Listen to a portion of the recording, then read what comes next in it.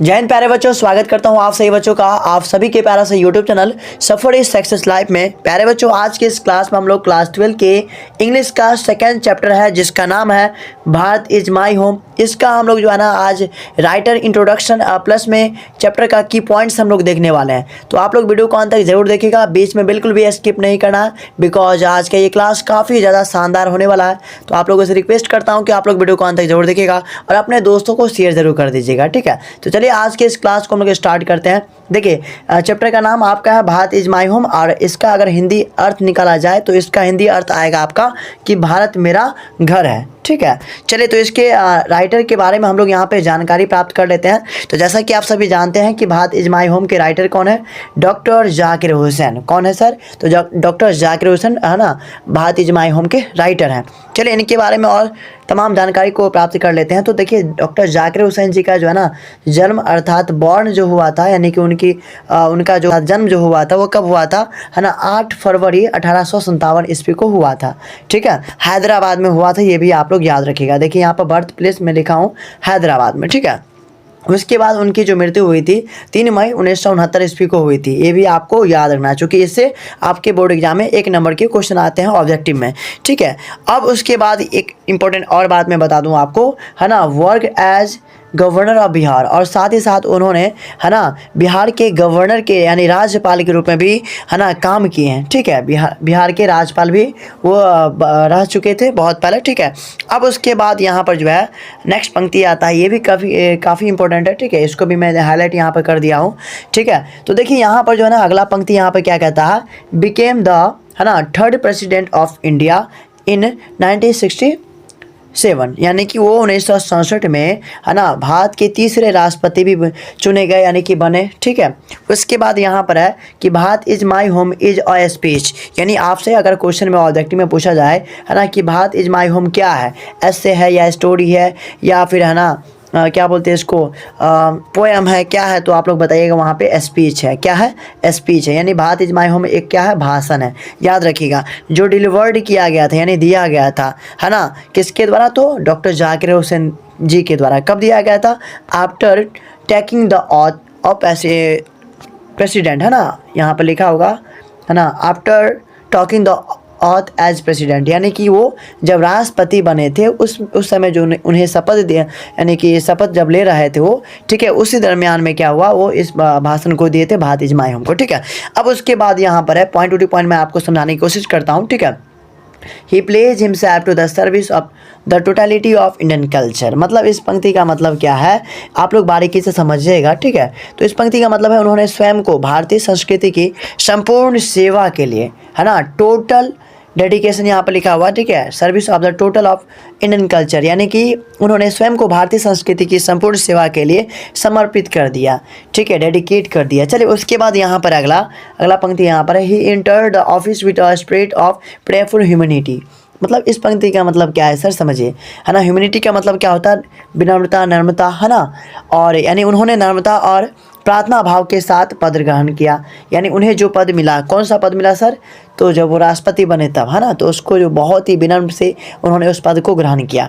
उसके बाद अगला टॉपिक यहाँ पर आता है, he was a great nationalist and long associated with education. मतलब वो ये क्या थे, राष्ट्रविद भी थे, है ना। क्या थे वो?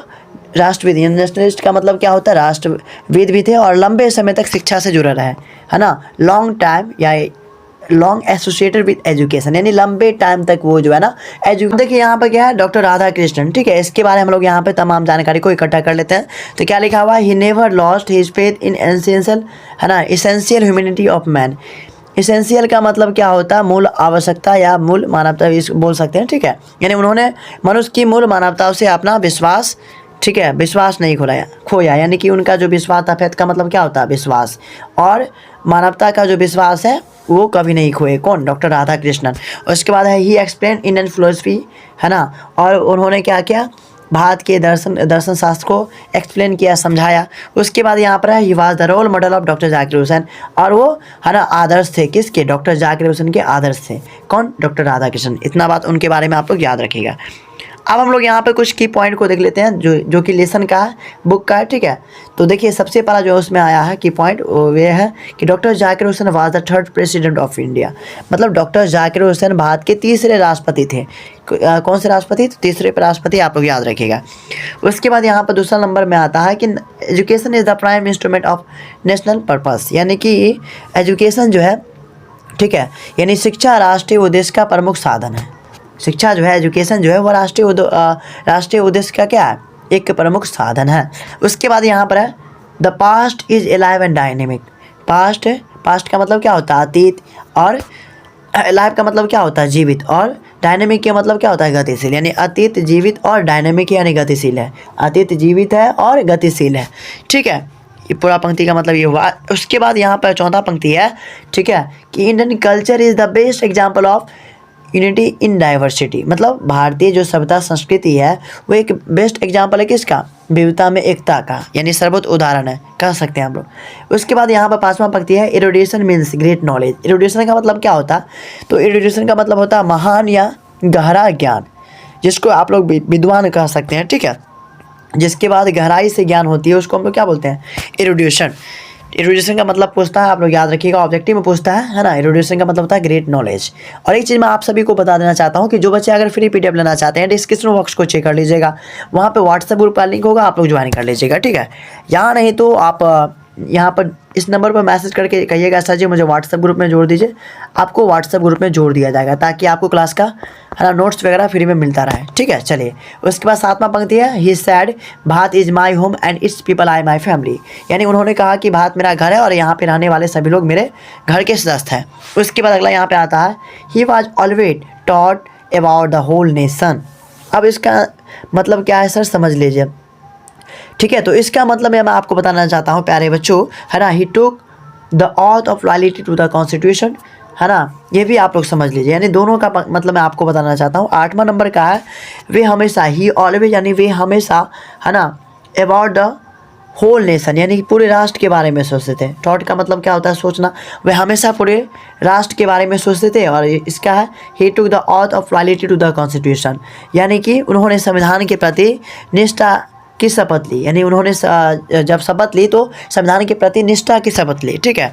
उसके बाद यहाँ पर है education is the prime instrument of national building. मतलब शिक्षा जो है वह किसी भी राष्ट्र के ग्रो करने का, अर्थात एक तरह से बढ़ोतरी का क्या होता है? एक प्राइम इंस्ट्रूमेंट होता है, यानी प्राथमिक यंत्र होता है, ठीक है। उसके बाद यहाँ पर हिस्टेज two aspect of work social and individual. अब इस पंक्ति का मतलब क्या है सर? तो इस पंक्ति का मतलब है उन्हें कार्य के दो पक्ष बताए, सामाजिक और व्यक्तित्व, सोशल और इंडिविजुअल यानी कि व्यक्तित्व। समझे बात को? चलिए उसके बाद यहाँ पर है, इसी के साथ आपका ये चैप्टर कंप्लीट होते हुए तो हम लोग आप यहाँ पर, है ना, क्या बोलते हैं इसको, इंडिक कर देते हैं, ठीक है। धन्यवाद।